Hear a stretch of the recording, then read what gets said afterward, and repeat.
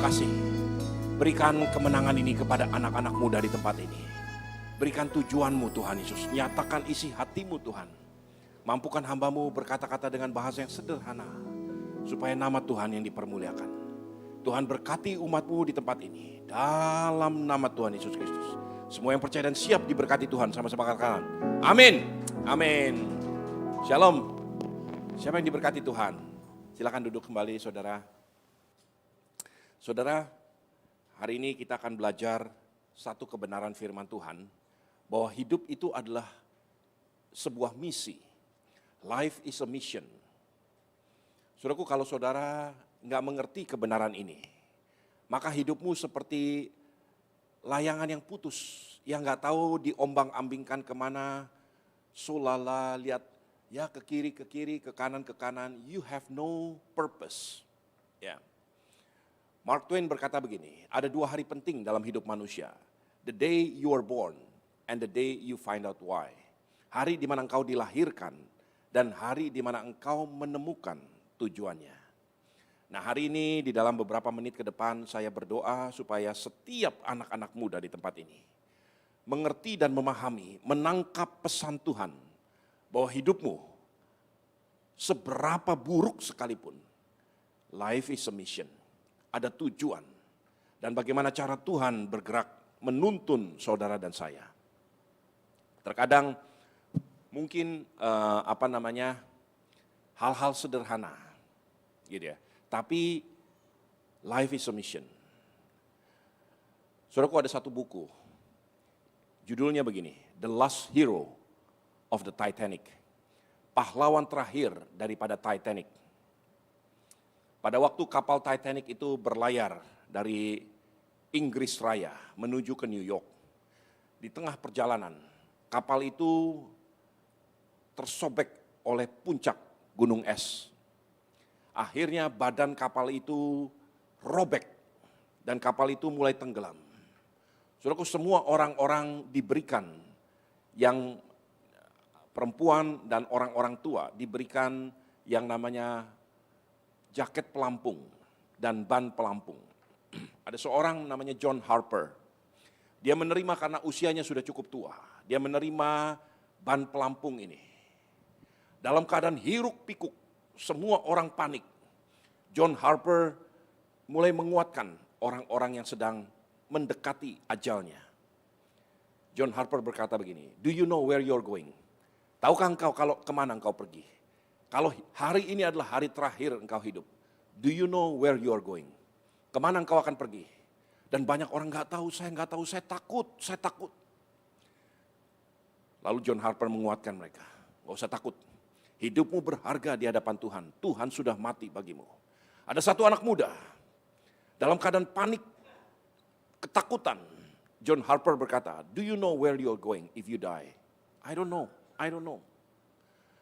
John Harper melepaskan baju pelampungnya, mengenakan kepada anak muda itu.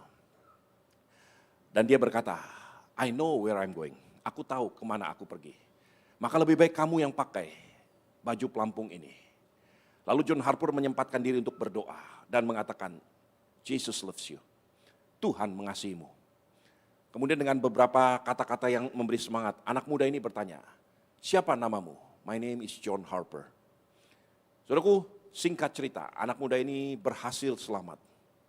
Dan berhasil menjadi orang yang sukses. Dia menulis satu buku, judulnya The Last Hero of Titanic. Pahlawan terakhir daripada Titanic, John Harper.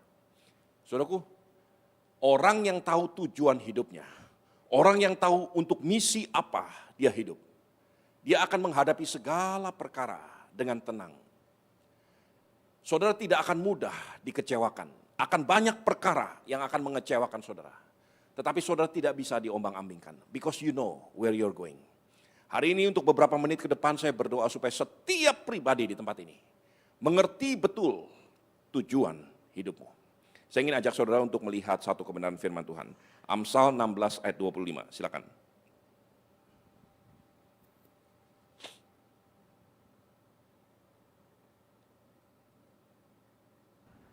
Amsal 16 ayat yang ke-25. Ada jalan yang disangka lurus, tapi ujungnya menuju maut. Ada jalan yang disangka lurus. Dalam terjemahan lain dikatakan gini, there is a way that seems right. Ada jalan yang kelihatannya benar di mata manusia, tetapi ujungnya menuju maut. Saudaraku, saya ingin sampaikan, terutama anak-anak muda. Saya pun pernah muda, sekarang juga masih muda, tapi saya berpikir seperti itu. Bahwa jalan yang saya pilih, jalan yang saya tahu, that must be right. Semuanya itu pasti benar. Karena saya timbang, saya perhatikan, dan saya merasa pintar, saya pikir pasti benar, dan hancur. Saudaraku, saya ingin sampaikan, saya ingin beri nasihat kepada anak-anak muda di tempat ini. Belajar untuk mengerti satu kebenaran. Ada jalan yang kelihatannya benar, yang seems right, tapi ujungnya menuju kepada maut. Nah, hari ini belajar supaya saudara bisa menimbang, bisa mengerti jalan mana yang Tuhan kehendaki. Sekalipun kelihatannya tidak menyenangkan, sekalipun kelihatannya sangat mengecewakan. Tetapi kalau itu jalan yang Tuhan berikan, everything is gonna be okay. Saudaraku, kita akan belajar satu kebenaran ini dari satu pribadi. Seorang anak muda namanya Joseph. Saya ajak saudara untuk melihat Kejadian 40. Kita nggak akan buka semua ayat-ayatnya, tapi perhatikan Kejadian 40 ayat 5 sampai ayat yang ke-7. Silakan.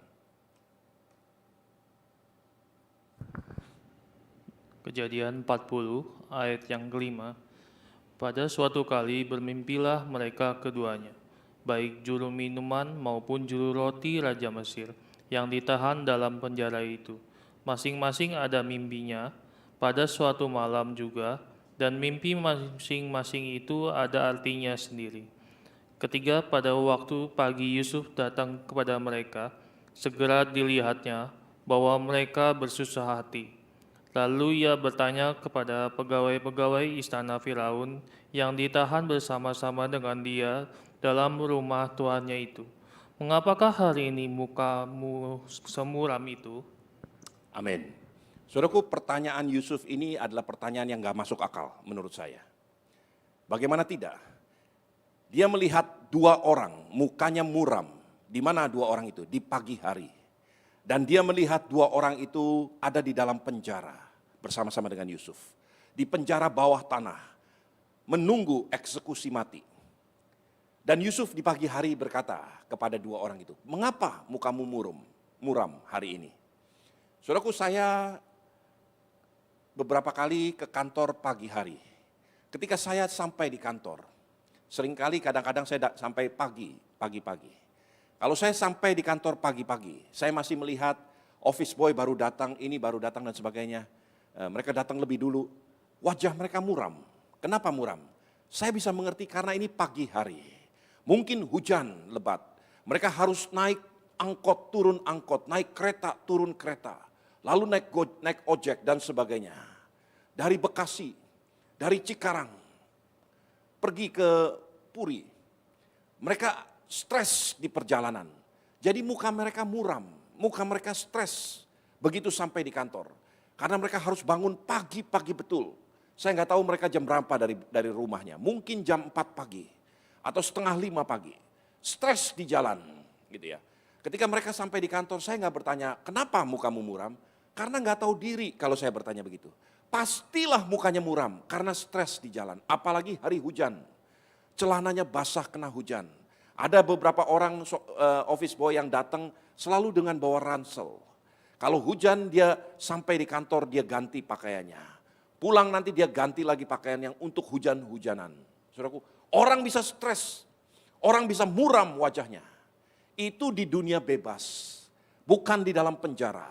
Ada pekerjaan, ada makanan yang mereka bisa makan. Yusuf bertemu dengan dua orang narapidana di dalam penjara, menunggu eksekusi hukuman mati. Dan Yusuf berkata, "Kenapa mukamu muram? Kenapa wajahmu tidak berseri-seri?"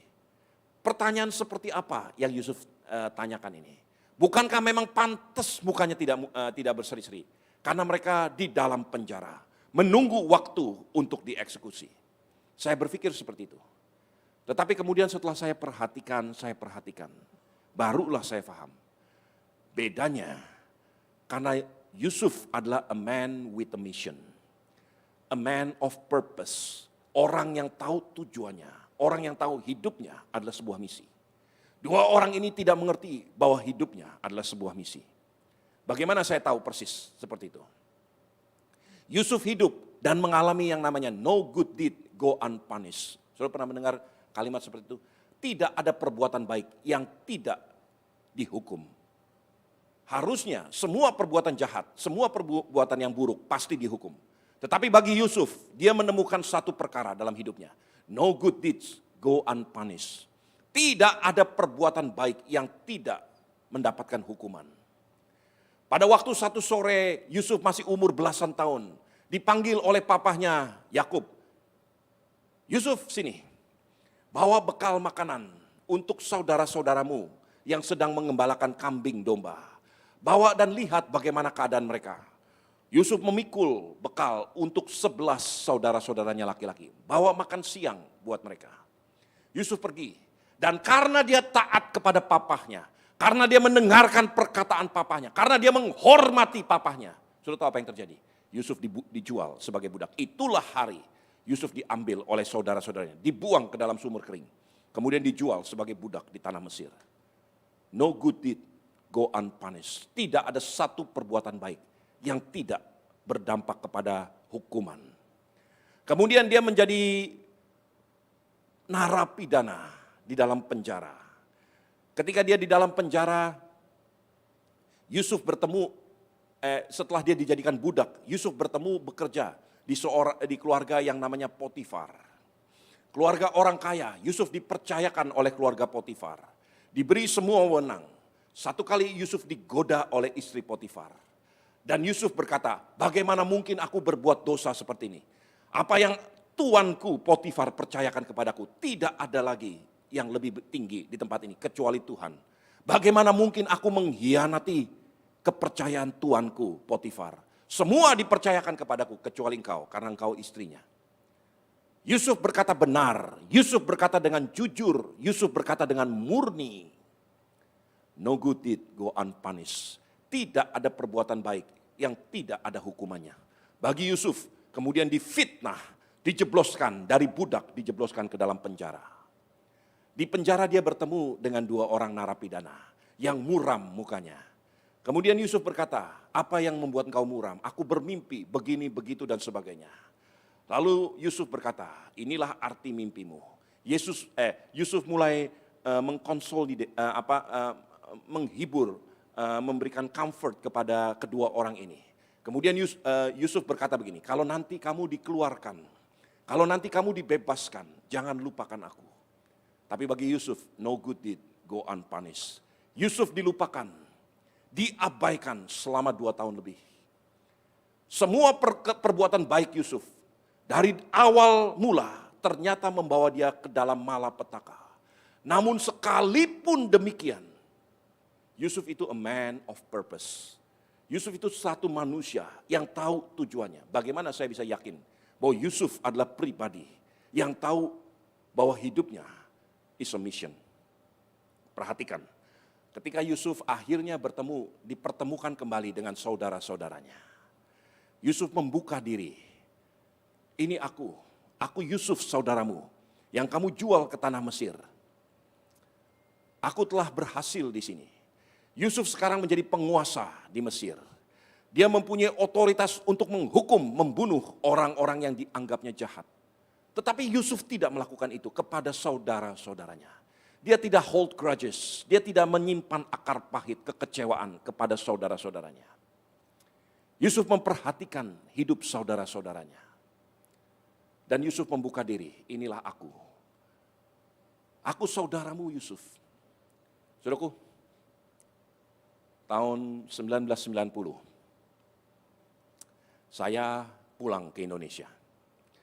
Setelah beberapa tahun saya kuliah, ada tabungan sedikit, saya pulang ke Indonesia. Setelah saya pulang ke Indonesia, satu sore, saya masih pacaran dengan istri saya. Satu sore saya pulang dan saya melihat ada kumpul keluarga. Saya nggak diundang, saya nggak diberitahu bahwa ada rapat keluarga. Semua saudara-saudara saya, orang tua saya sedang rapat temanya, topiknya adalah saya. Itu sebabnya saya nggak diundang. Lalu saya mulai dihakimi. Pada waktu itu ketika saya pulang tidak sengaja, saya melihat orang tua saya sedang dihakimi oleh mereka. Terutama mama saya, ditekan oleh keluarga saya. Kenapa ditekan? Karena kami keluarga miskin, betul-betul miskin. Mereka takut karena saya sebentar lagi akan pulang kembali ke Amerika.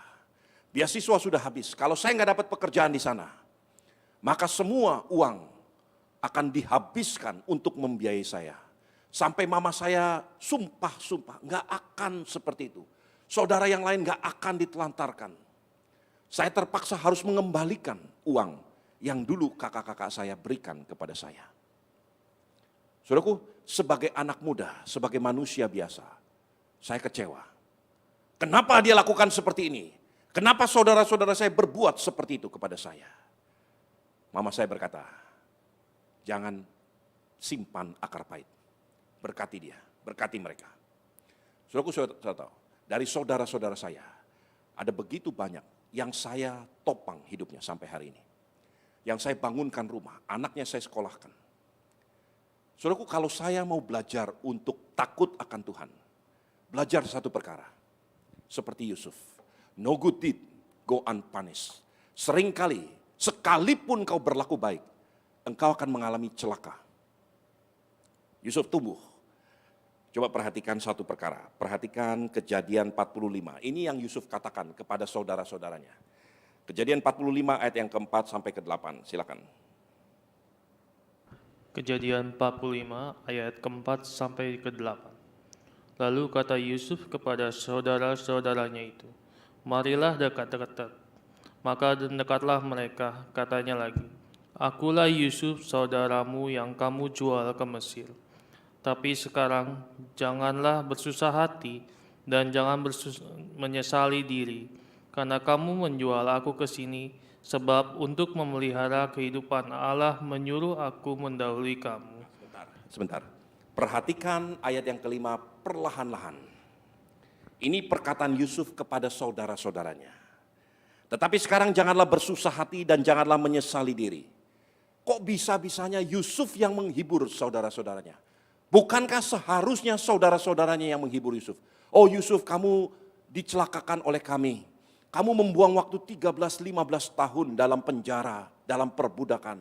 Jangan bersusah hati Yusuf. Jangan tawar hati. Itu harusnya seperti itu. Tapi justru Yusuf yang menghibur mereka. Dia bilang jangan bersusah hati. Jangan tawar hati. Kemudian Yusuf perkatakan begini. Karena kamu menjual aku di sini. Jadi dengan kata lain Yusuf berkata begini. You did not sell me. You did not, I was not sold. Aku tidak dijual. Tapi dia berkata begini. Sebab untuk memelihara kehidupan Allah menyuruh aku mendahului kamu. I was sent. Aku tidak dijual. Tapi aku diutus oleh Tuhan. Saudara perhatikan ini. Ini betul-betul penting. Dan Yusuf mengulangi ini 3 kali. Lihat ayat yang ke-7. Maka Allah telah menyuruh aku mendahului kamu. Allah telah menyuruh aku mendahului kamu untuk menjamin kelanjutan keturunanmu di bumi dan untuk memelihara hidupmu. Sehingga sebagian besar daripadamu tertolong. Perhatikan ayat yang ke-8. Jadi bukanlah kamu yang menyuruh aku. I was not sold ke sini. Tetapi Allah dialah yang telah menempatkan aku. I was sent. Saudara bisa mengerti ini? 3 kali nafas yang keluar dari Yusuf. Seorang yang tahu purpose-nya. Seorang yang tahu tujuan hidupnya. Dia berkata begini, I was not sold. Aku tidak dijual sebagai budak. I was sent here. Aku diutus ke sini. Pola pandang ini merubah total paradigma. Pola pandang yang berkata, I was a victim.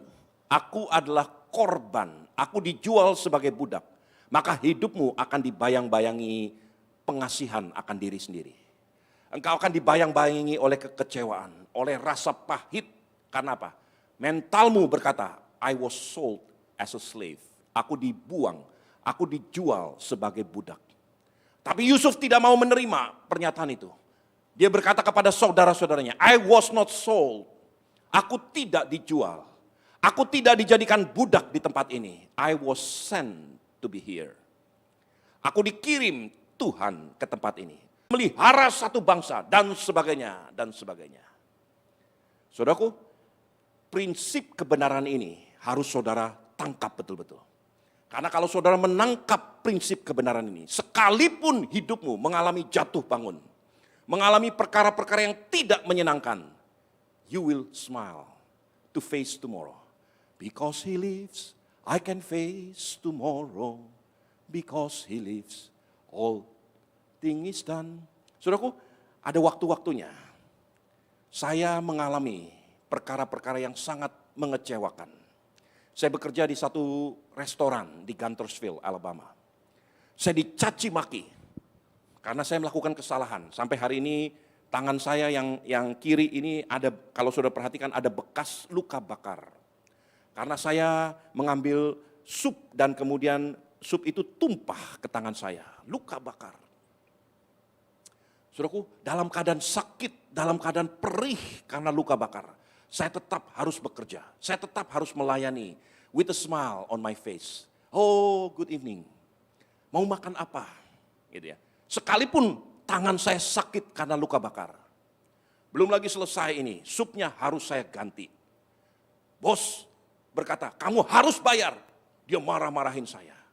Ada satu ketika dia ambil centong, dilempar kepada saya, kena kepada baju saya, kotor. Saya dipermalukan, saya dianggap seperti sampah. Padahal saya bekerja untuk cari duit. Saya lap.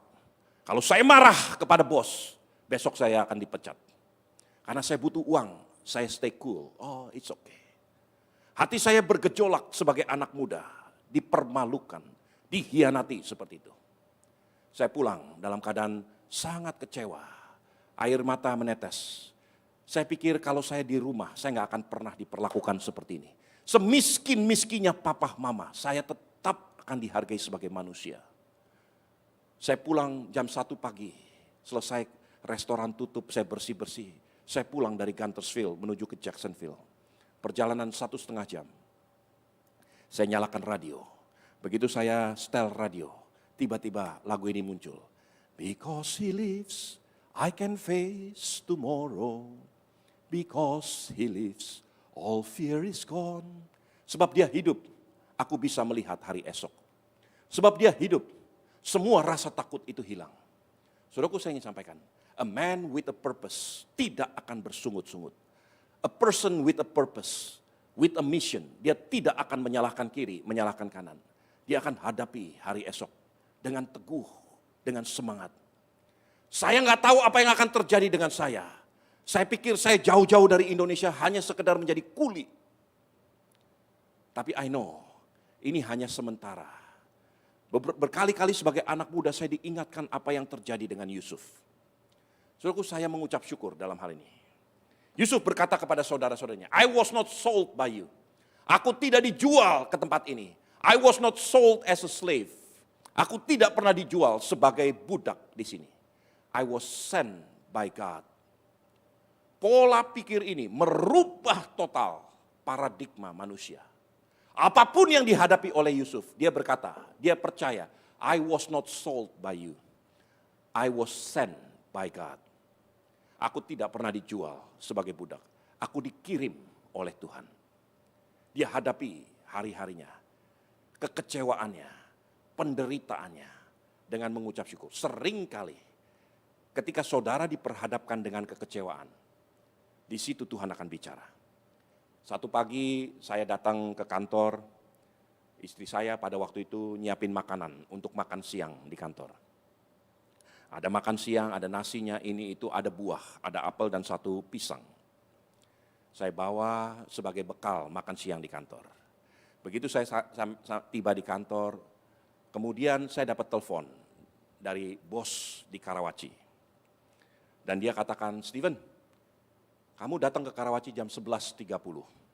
Nah, saudaraku, saya tahu bos saya.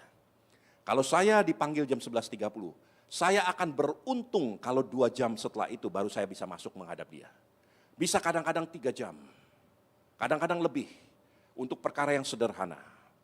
Jadi saya pikir saya nggak akan sempat makan siang. Jadi saya pikir ini makanan mubasir. Saya panggil office boy, saya bilang, coba beliin saya sandwich, saya akan makan di mobil. Ini makanan saya, kamu makan. Saudaraku, dia nggak mengerti apa yang saya katakan. Maksudnya gimana Pak? Ini makanan saya, kamu makan. Dan saya kasih duit, belikan saya sandwich. Karena di St. Moritz di bawah ada banyak sandwich. Saya bilang belikan sandwich yang kecil, saya makan di mobil. Untuk ganjel perut aja. Saudaraku, dia lakukan itu semua. Saya pergi ke Karawaci. Saya tunggu 1 jam.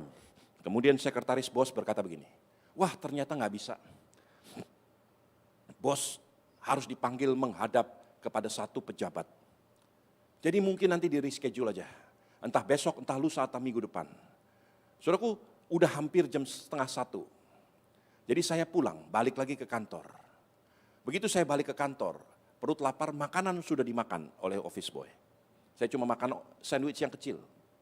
Begitu saya sampai di kantor, office boy datang menemui saya. Dia kembalikan ompreng, sudah tahu ompreng, Tupperware yang saya bawa untuk bawa makanan.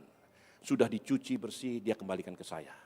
Dengan mata berkaca-kaca dia salami saya, diciumi tangan saya. Kenapa kamu begitu? Dia bilang gini, Pak, saya tadi pagi berangkat jam 4 pagi. Kami nggak punya makanan sama sekali. Satu-satunya makanan sedikit itu diberikan oleh istri saya buat makanan anak saya yang mau sekolah. Kami udah nggak punya uang sampai beberapa waktu lagi. Hampir 2 minggu ke depan baru dia akan terima gajian. Dia hidup dari gaji ke gaji. Terus begitu. Dia bilang, saya bersyukur. Ternyata Tuhan pakai Bapak untuk memberi makanan buat saya. Saya makan setengah. Setengah saya akan bawa pulang untuk istri saya makan. Buahnya apel dan pisang saya akan bawa pulang untuk makanan anak saya. Hati saya hancur, saudaraku. Ternyata saya gagal bertemu dengan bos. Saya cuma sekedar buang-buang waktu, but there is a purpose. Supaya saya tahu penderitaan orang. Saudaraku, saya berkati dia. Saya bilang, kamu hidup dengan uang ini. Sampai 2 minggu ke depan, belum ada gajian. Pakai untuk makanan kamu dan keluargamu. Dia berkaca-kaca, dia ciumi tangan saya. Saudaraku, saya ingin sampaikan, beranikah saudara melangkah as a man with a purpose? Ketika engkau nggak tahu kenapa engkau ada di tempat ini, kenapa hal buruk terjadi dalam hidupmu, kenapa hal yang tidak menyenangkan terjadi dalam hidupmu? Karena Tuhan punya misi. Yusuf sebagai manusia, sebagai anak muda, dia kalau bisa bersungut-sungut, dia bersungut-sungut. Tetapi he is a man with a purpose, he is a man with a mission. Dia tahu misinya. Dia nggak mengerti apa yang akan terjadi. You did not sold me. You did not sell me. I was not sold. I was sent by God. Aku tidak dijual. Aku dikirim oleh Tuhan. Saudaraku, kalau saudara melihat hidup seperti ini, tangan Tuhan akan mengarahkan saudara ke satu area, ke satu waktu di mana penggenapan firman Tuhan akan terjadi dalam hidupmu. Saudaraku, ada seorang wanita bernama Joanne. Satu sore dia menerima surat. Joanne diceraikan oleh suaminya. Wanita gak punya pekerjaan, pusing 7 keliling. Gundah gulana, khawatir, takut. Dalam keadaan seperti itu, Joanne berpikir mungkin lebih baik saya pergi ke rumah mamah saya. Minimal saya bisa berbagi, sharing dengan mamah. Untuk berbagi duka. Mamah mungkin akan menghibur saya. Dia pergi ke rumah mamahnya.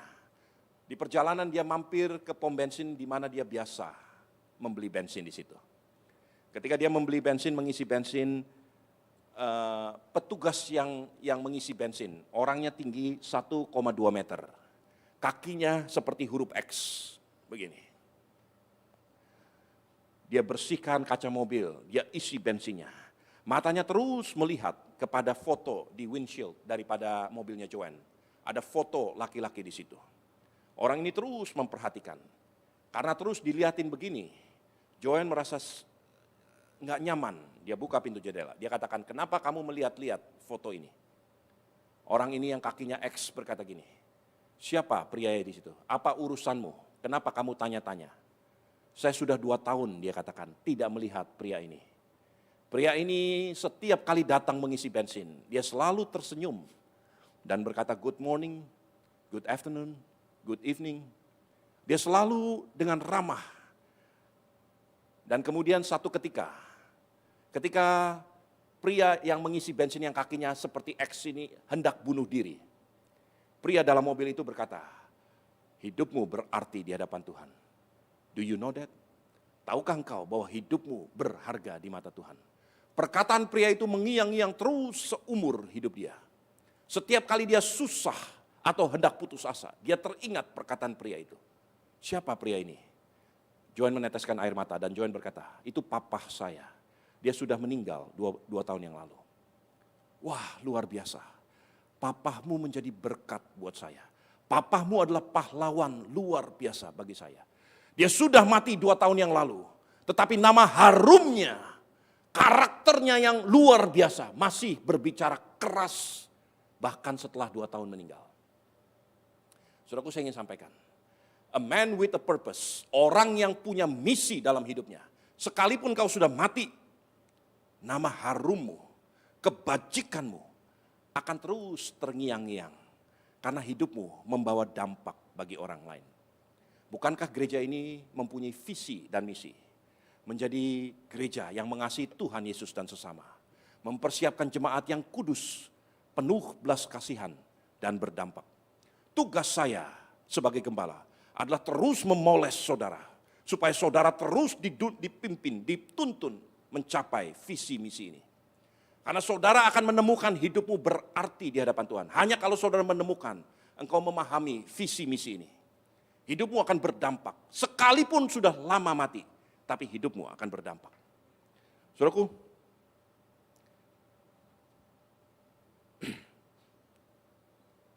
saya ingin bercerita satu kisah. Ini kisah nyata, ini sejarah. Saudara perhatikan sungguh-sungguh. Ada seorang anak di Polandia. Salah satu anak yang paling kecil dari keluarga ini. Keluarga Yahudi di Polandia. Namanya disebut Morris Cohen. Umur 16 tahun. Morris Cohen sudah dikeluarkan dari sekolah dasar, sekolah SMP, sekolah SMA sampai berkali-kali. Karena Morris Cohen adalah anak yang nakal. Anak yang tidak berperi kemanusiaan. Dia godain teman-temannya, dia siksa teman-temannya, dia celakakan teman-temannya. Dia suka berantem dengan teman-temannya. Dia selalu membawa kegaduhan, membawa onar di dalam sekolah dan di dalam rumah tangga. Orang tua yang punya anak seperti ini betul-betul udah menyerah. Ini Morris Cohen akan menjadi gol, pasti jadi mafia nantinya kalau besar. Karena cikal bakalnya ini anak yang tidak punya peri kemanusiaan. Anak yang tidak punya karakter yang bagus. Anak yang pasti akan hancur. Karena putus asa. Masuk sekolah ini dikeluarin, masuk sekolah ini dikeluarin. Orang tuanya berpikir, udahlah Morris Cohen dikirim ke keluarga, ke saudaranya di Kanada, di Montreal. Untuk bekerja di satu farm, satu peternakan. Ada keluarganya orang Yahudi yang punya farm di Montreal. Jadi minimal dia nggak akan bikin onar lagi. Di situ cuma ada kucing, ada kuda, ada sapi. Dia mau bikin onar sama siapa? Paling dia bikin onar sama kuda dan sama sapi. Maksimum dia menghamili si sapi gitu ya. Jadi dia nggak akan mungkin bikin onar dan membawa nama buruk bagi orang tua. Dikirimlah Morris Cohen ke Kanada, di Montreal. Sesampainya di Montreal, Morris Cohen memang sifatnya seperti itu. Dia terlibat dengan gangster yang ada, Chinese gangster yang ada di Montreal. Dia berkumpul dengan orang-orang gangster. Dan akhirnya dia menjadi seperti jagoan gangster di Kanada.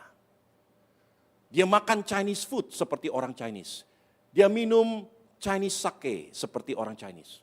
Dia bergaul dengan mereka, para gangster. Satu kali ketika dia sedang kumpul dengan teman-temannya para gangster, Chinese gangster. Morris Cohen melihat ada seorang yang sedang menganiaya pemilik kafe atau restoran. Tanpa pikir panjang, Morris Cohen membantu dan menyelamatkan pemilik restoran. Singkat cerita, secara overnight, Morris Cohen menjadi pahlawan. Namanya menjadi termasyur di seluruh Montreal, Kanada. Orang berpikir inilah pahlawan bagi Chinese gangster yang ada di Montreal. Nama Morris Cohen mulai harum di antara para gangster. Dia mulai ditakuti, dia mulai dihormati. Dan orang-orang Chinese memberikan upeti kepada dia yang ada di Montreal, Kanada. Satu ketika, tahun 1912, ada seorang pejabat dari China pergi ke Montreal untuk mengabarkan satu propaganda untuk memulihkan, mengubah wajah China dari wajah imperial menjadi wajah yang lebih benar. Namanya adalah Dr. Sun Yat-sen. Sudah pernah mendengar nama ini? Sun Yat-sen pergi ke Montreal, bertemu dengan tokoh-tokoh Chinese yang ada di Montreal, Kanada. Sun Yat-sen melihat Morris Cohen dan dia berpikir ini orang luar biasa. Maka Sun Yat-sen mengambil Morris Cohen sebagai bodyguardnya, sebagai satpam. Singkat cerita, Morris Cohen dibawa pulang ke China. Itu 1912. 1925, Dr. Sun Yat-sen menjadi presiden dari seluruh China. Morris Cohen dipaksa untuk tetap tinggal di China. Dia menjadi National Security Advisor. Orang asing, orang Yahudi menjadi National Security Advisor. Membawahi semua jenderal-jenderal, semua Secret Service, semua militer di bawah daripada Morris Cohen. Namanya dikenal sebagai Two Gun Morris. Morris yang tangannya memegang 2 pistol, kanan dan kiri. Dia menjadi pahlawan yang luar biasa. Two Gun Morris, akhirnya tahun 1944, Cina pecah perang dengan Jepang. Morris Cohen ditangkap dan dijadikan tawanan di Jepang. Melalui satu proses pertukaran prisoner, Morris Cohen tahun 1945 dibebaskan. Dan karena sudah dibebaskan, sudah berumur hampir 65 tahun. Morris Cohen kembali ke Kanada, ke Montreal, Kanada. Dia tinggal dengan tenang di Kanada. Itu tahun 1945. November 1947, Israel hendak muncul sebagai bangsa. Terjadi perdebatan di National Security United Nations, di PBB terjadi perdebatan. Disponsori oleh Amerika, Inggris Raya, dan Prancis. Mereka ingin membuat satu negara baru namanya Israel. Tapi untuk membentuk satu new state of Israel, harus disetujui oleh 2/3 General Assembly. 2/3 dari negara-negara yang di PBB harus menyetujui. Dan sebelum disetujui oleh 2/3 anggota General Assembly di PBB, harus lewat dulu dari yang namanya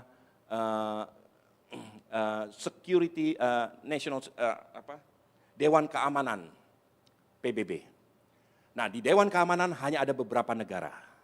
Tapi Dewan Keamanan seperti saudara tahu, mereka mempunyai namanya veto power. Hak untuk memveto. Israel akan gagal menjadi bangsa. Karena apa? Karena salah satu bangsa yang duduk di Security Council, di Dewan Keamanan PBB adalah China. China itu begitu akrabnya dengan Arab, negara-negara Arab. China tidak akan mengorbankan kepentingan dagangnya dengan Arab demi untuk membela Israel. Semua orang Yahudi bingung. Kesempatan ini satu-satunya Israel muncul sebagai bangsa. Itu November 1947. Saudaraku, ada satu orang yang kenal Morris Cohen. Dia bicara dengan Morris Cohen. Morris Cohen berkata, siapa pemimpin dari China yang duduk di di Security Council, di Dewan Keamanan PBB yang dari China? Dia sebut namanya General Yu. Morris Cohen tertawa. General Yu. Kenapa kamu tertawa? Saya yang menjadikan dia general. Singkat cerita, Morris Cohen pergi dari Montreal. Dia bawa mobilnya menuju ke New York. Tempat di mana gedung PBB itu berada. Dia minum kopi dengan General Yu. Besoknya 29 November 1947. National Security Advisor, National Security PBB meloloskan pembentukan negara negara Israel. Semua setuju, China abstain. Kenapa China abstain? Karena pertemanan Morris Cohen dengan General Yu. Karena Morris Cohen menolong General Yu di masa lalu.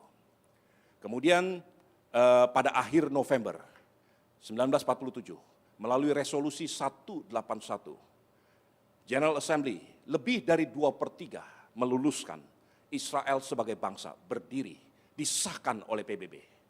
14 Mei 1948 Israel sebagai bangsa berdiri. Sampai hari ini bangsa Yahudi, bangsa Israel, kalau mereka berhutang kepada satu pribadi yang namanya Morris Cohen. Tugan Morris. Orang yang dulunya gagal, pecundang, orang yang dibuang, orang yang tidak ada artinya, hanya sebagai gelandangan, berkelahi di mana-mana. Tapi dia punya sikap, punya attitude. I was not sold. I was sent to Montreal. Pada akhir tahun 1970 ketika Morris Cohen sebelum dia meninggal, dia ditanya oleh reporter, apa misimu di dunia? Dia bilang, saya nggak tahu. Tapi mungkin misi saya adalah membentuk satu negara, the state of Israel. Dan melalui masa buruk saya, masa lalu yang buruk itu, ternyata Tuhan pakai saya untuk membangun satu kerja, mengestablish satu kesepakatan untuk Israel boleh berdiri. Saudaraku, saya ingin sampaikan, Yusuf tahu, I was not sold, I was sent. Morris Cohen tahu, I was not sold, I was sent. Apakah saudara tahu? Kalau saudara tahu, engkau tidak akan mudah bersungut-sungut. Apapun yang terjadi, engkau akan bersyukur kepada Tuhan. Karena mungkin di kala seperti itulah, rencana Tuhan akan digenapi. Ada satu pribadi namanya Esther, Ratu Esther.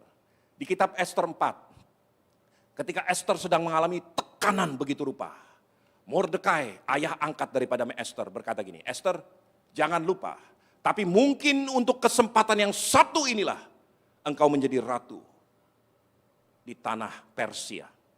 Saudaraku, kalau satu kali, mungkin 10 tahun, 15, 20 tahun lagi saya bertemu dengan saudara, saudara udah menjadi orang besar, pengusaha, menjadi orang yang berhasil di dalam dunia pemerintahan atau apapun. Saya ingin sampaikan satu perkara, masa lalumu nggak ada urusan. Kalau Tuhan mengirimmu, pasti Tuhan akan membentuk saudara. Jangan takut tentang masa lalu. Perhatikan terus rencana Tuhan ke depan. Maka hidupmu akan memuliakan nama Tuhan. Mari, tundukkan kepala, hamba-hamba Tuhan.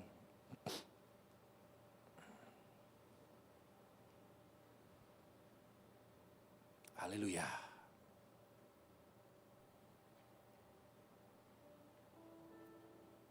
Buka hatimu di hadapan Tuhan, anak-anak muda. Haleluya. Ku tak dapat jalan sendiri, Tuhan tolong padaku. Biarlah sinarmu menerangiku, sebab ku tak dapat jalan sendiri. Saya ingin berdoa untuk saudara yang mengambil keputusan. Tuhan, saya nggak tahu apa yang akan terjadi ke depan, tapi hari ini saya mendengar firman-Mu bahwa hidup ini ada misinya, yaitu misinya Tuhan. Buat mataku melihat misimu, sampai satu kali aku menggenapi misimu. Kalau itu kerinduan saudara, angkat tanganmu di hadapan Tuhan. Dengan imanmu, letakkan tanganmu di dadamu. Katakan kepada Allahmu, ku tak dapat jalan sendiri. Tuhan, hamba berdoa untuk setiap pribadi yang menumpang tangan di dada masing-masing. Tunjukkan rencanamu dalam hidup mereka, supaya mereka menggenapi tujuanmu dalam hidup mereka. Dalam nama Tuhan Yesus Kristus. Haleluya.